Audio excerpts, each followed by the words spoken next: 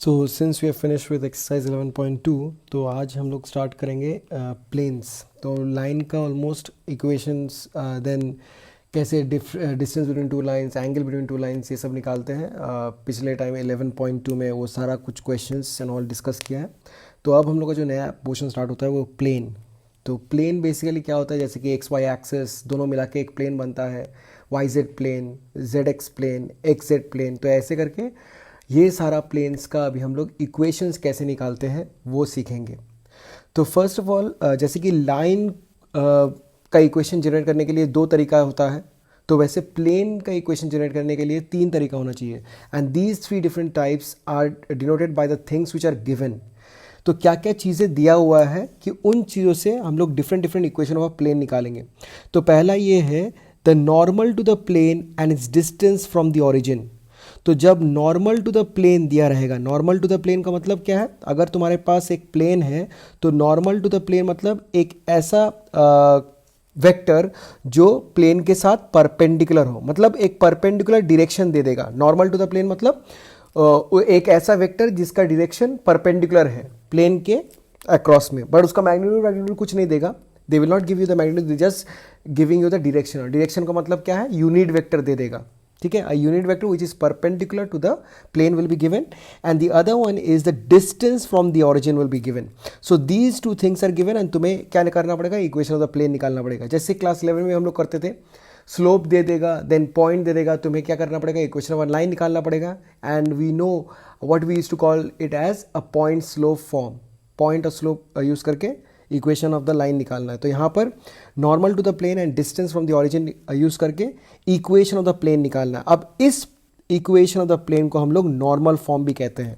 तो अगर तुम्हें बोलेगा write the normal form of a given plane, then उसका मतलब तुम्हें उसका इक्वेशन निकालना है ये फॉर्म यूज करके।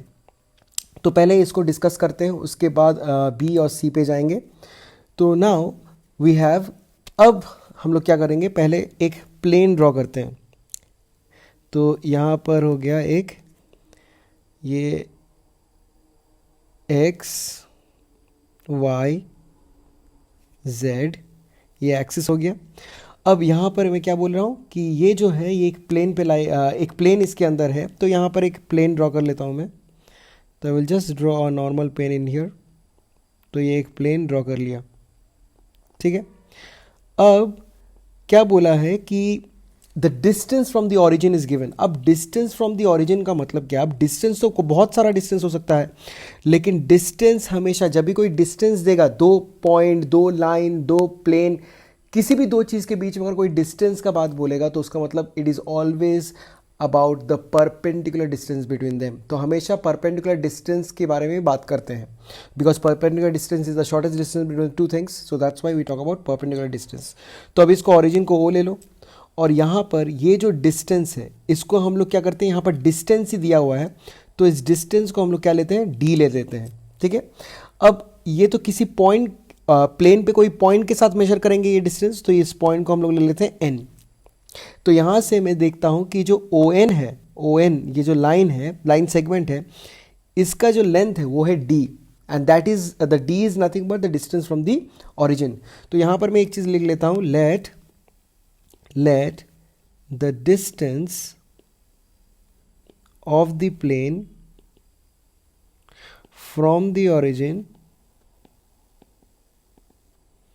be d लिख लिया। अब यूनिट कुछ भी होगा तो ठीक है, यहाँ पर सेंटीमीटर ले देते हैं, बी डी सेंटीमीटर। तो इसलिए ओ एन का वैल्यू डी हो चुका है। अब next another thing is that यहाँ पर नॉर्मल टू द प्लेन बोला है। तो अगर नॉर्मल टू द प्लेन बोला है तो मैं क्या बोला, उसका कोई वैल्यूज पता नहीं है तुम्हें, बेसिकली वो यूनिट वेक्टर है। नॉर्मल टू द प्लेन जो बोल रहा है वो यूनिट वेक्टर है जिसका direction is perpendicular to the direction, perpendicular to the plane, so that's what is given. तो यहाँ पर मैं लिखूंगा let n vector be a unit vector which is normal to the plane, ठीक है। तो ये लिख लिया। अब एक चीज नोट करो, ये अब ये जो ओ एन बना, अब ये जो line O N, line segment O N है, अब ये एक वेक्टर बन गया। क्यों ये वेक्टर बना, एक बात तो ये है, ये जो लाइन ओ एन है it is perpendicular to the plane, because अभी मैं बोल रहा था जब भी किसी पॉइंट या दो लाइन या दो प्लेन के बीच में डिस्टेंस निकालेंगे वो परपेंडिकुलर डिस्टेंस है, तो ये तो ऑब्वियस सी बात है, ये तो परपेंडिकुलर है। तो अगर ये परपेंडिकुलर है तो O N vector is the vector joining the point O and the point N, जिसका मैग्नीट्यूड है डी, मैग्नीट्यूड कितना है डी, और वेक्टर कौन सा, यूनिट वेक्टर क्या है, इसका डायरेक्शन क्या है, ओ एन का direction same as the normal vector n vector, because ये जो एन वेक्टर है एन कैप है, ये तो इसका डायरेक्शन क्या है, it is perpendicular to the plane. अब ओ एन जो है वो भी तो परपेंडिकुलर टू द प्लेन ही है, तो ऑब्वियस सी बात है जो यूनिट वेक्टर होगा it will be same as that for the normal vector, because अरे ये तो पैरेलल ही है ना, दोनों तो चीज़ तो पैरेलल है, अगर दोनों चीज़ पैरेलल है तो उन लोगों का यूनिट वेक्टर भी तो सेम ही होगा। तो इसीलिए ओ एन वेक्टर, अब ये जो ओ एन था वो एक ओ एन वेक्टर बन गया, तो उसको मैं लिख सकता हूँ डी एन कैप, उसको ओ एन वेक्टर बोल के डी एन कैप लिख सकता हूँ, क्योंकि उसका लेंथ है डी और उसका डायरेक्शन है एन कैप। नाउ तो इक्वेशन कैसे निकाले प्लेन का, तो प्लेन, अब किसी भी चीज़ का इक्वेशन निकालने के लिए हम लोग को एक जनरल पॉइंट चाहिए होता है, कोई भी लाइन कुछ भी हो, curve, anything, circle, then parabola, hyperbola, जितना भी कुछ किया था हम लोग वहाँ पर एक जनरल पॉइंट लेते थे एक्स वाई, तो यहाँ पर भी एक जनरल पॉइंट लेंगे पी, यहाँ पर भी एक जनरल पॉइंट लिया मैंने पी, ठीक है। अब पी का कोऑर्डिनेट क्या होगा, पी का कोऑर्डिनेट ऑब्वियस सी बात है ये एक्स वाई जेड हो जाएगा, that's your P coordinate. Now अब ये जो पी कोऑर्डिनेट में लिखा, अब इस पी और एन को मैं ज्वाइन करूंगा, ठीक है, पी और एन को मैं ज्वाइन करूंगा और ये पी और एन ये जो है ये बन जाएगा एन पी वेक्टर, ठीक है, पी और एन जो है वो बन गया एन पी वेक्टर।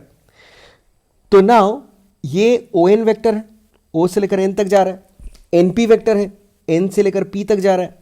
अब और एक वेक्टर आएगा जो पी, जो पॉइंट लिखा वेक्टर, जब मैं वेक्टर का बात कर रहा हूं पॉइंट का तो कोई इंपॉर्टेंस नहीं है, मैं क्या बोलता हूं किसी पॉइंट का पोजीशन वेक्टर इंपॉर्टेंट है, तो ये जो पी पॉइंट है इसका मुझे पोजीशन वेक्टर बनाना पड़ेगा, तो पोजीशन वेक्टर कुछ ऐसा होगा, ये हो गया तुम्हारा position vector of P and that is nothing but, वो क्या बन जाएगा, position vector of P is what, OP vector, and OP vector को हम लोग शॉर्ट फॉर्म में हम लोग लिख रहे हैं आर वेक्टर, तो इसको स्मॉल फॉर्म आर वेक्टर लिख दिया, और आर वेक्टर क्या हो जाएगा, पी वेक्टर का कोफिशिएंट क्या है, एक्स वाई जेड, तो उसका पोजीशन वेक्टर होगा x I cap plus Y J cap plus Z K cap, तो ये हो गया तुम्हारा आर वेक्टर, ठीक है।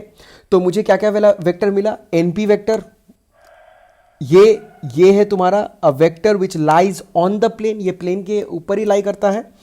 ओ एन वेक्टर मिला, O N vector is nothing but D N cap, then OP vector मिला जो हम लोग it is the position vector of the general point. तो ये तीन वेक्टर है। अब इन तीनों वेक्टर में कुछ, दो वेक्टर में कुछ बात हो रहा है, यहां पर क्या हो रहा है, अगर मैं चेक करूंगा ओ एन वेक्टर जो है वो तो परपेंडिकुलर टू द प्लेन है, और एनपी वेक्टर जो है वो तो प्लेन में लाई कर रहा है। तो since NP vector lies on the plane and O N vector is perpendicular to the plane, can I not say O N is perpendicular to NP, बोल ही सकते हैं, क्यों नहीं बोल सकते हैं। तो ओ एन जो है वो प्लेन से परपेंडिकुलर है और प्लेन में ही तो एनपी लाई कर रहा है, तो अगर ओ एन प्लेन से परपेंडिकुलर होगा तो एनपी के साथ भी परपेंडिकुलर होगा। तो यहां पर मैं लिखूंगा now O N vector that is dn cap which is perpendicular to the plane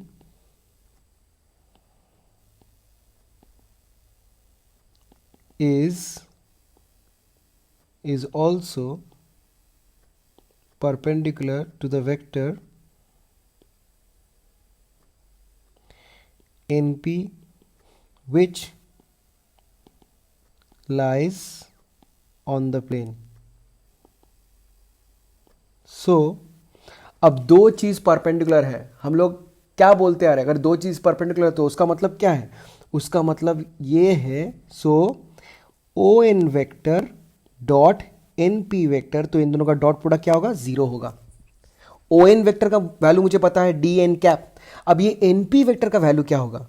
now ये एन पी वेक्टर, ये अभी देखो ये जो है ये एक क्या राइट एंगल, ये एक ट्रायंगल लॉ हम लोग यूज कर सकते हैं ओ एन वेक्टर निकालने के लिए। तो यहां पर ये जो एरो साइन है, अगर देखोगे एरो इधर जा रहा है, O N vector plus N P vector, और ये ऑपोजिट है, तो यहां पर मैं लिख सकता हूं O N vector plus N P vector is equal to O P vector.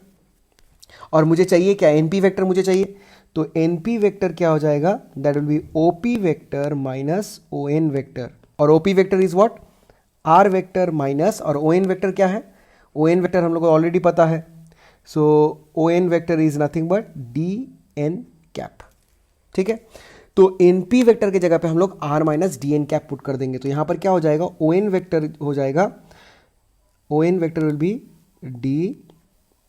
D एक सेकेंड एन कैप डॉट, और एन पी वेक्टर की जगह पे लिख दूंगा r minus d N cap, तो हो जाएगा r minus d N cap is equal to 0।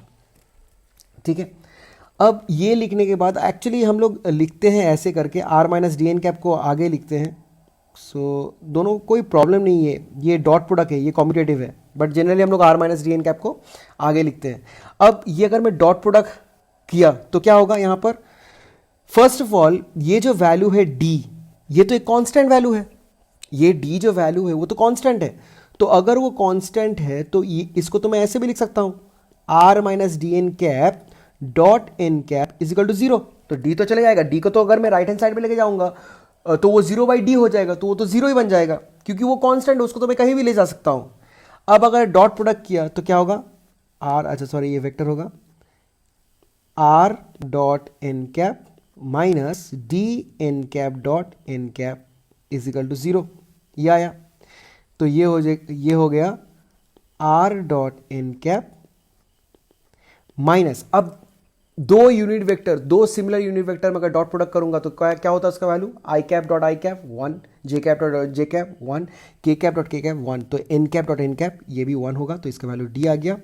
So therefore r vector dot N cap minus d is equal to 0, ये है हो गया तुम्हारा vector equation of a plane passing vector equation of a plane where a normal to the plane is given and distance from the origin is given।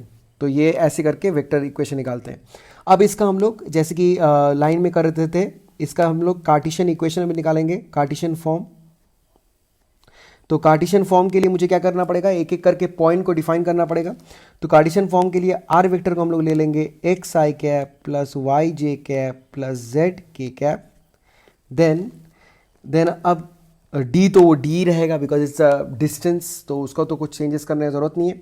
अब बात रहा ये N cap का। अब एन कैप क्या है, what is this n cap, n cap is the unit vector perpendicular to the plane. अब मैंने प्रीवियसली बोला था कि किसी भी यूनिट वेक्टर को अगर तुम्हें ऐसे कंपोनेंट फॉर्म में एक्सप्रेस करना हो तो उसको हम लोग लिखते हैं एल आई कैप प्लस एम जे कैप प्लस एन के कैप, ऐसे करके यूनिट वेक्टर्स को डायरेक्शन कोसाइन से एक्सप्रेस करता है। अब क्यों करते हैं, बेसिकली यूनिट वेक्टर का मतलब क्या है, यूनिट वेक्टर का मतलब यह है कि उसका मैग्नीट्यूड 1 है। अब चेक करो, इसका अगर मैग्नीट्यूड निकालने जाऊंगा तो क्या आएगा, इसका मैग्नीट्यूड, एन कैप का मैग्नीट्यूड निकाल रहा हूं तो फॉर्मूला क्या होगा, root over of l square plus m square plus n square, और इसका वैल्यू तो मुझे पता है 1 है, तो रूट ओवर 1 इजिकल टू 1, तो देखो इसका भी मैग्नीट्यूड 1 ही आया। तो किसी भी यूनिट वेक्टर को अगर मुझे एक्सप्रेस करना है तो मैं उसको एक्सप्रेस करूंगा in terms of its direction cosines, okay, क्योंकि वो यूनिट वेक्टर है। ठीक है, तो अब नाउ मुझे अभी इस एक्सप्रेशन में पुट कर देना ये वैल्यू, तो ये वैल्यू अगर पुट कर दिया तो यहां पर क्या हो जाएगा, now the required equation of the plane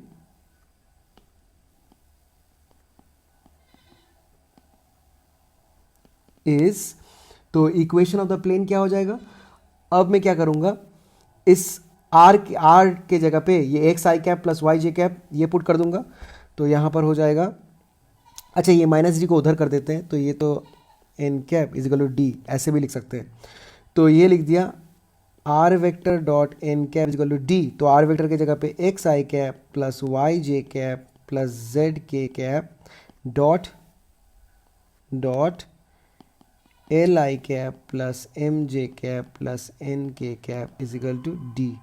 अब डॉट प्रोडक्ट करने से ये हो जाएगा XL plus y m plus z n is equal to D. तो ये है तुम्हारा equation of the plane in Cartesian form. okay, when a normal to the plane is given and the distance of the plane from the origin is given. ठीक है.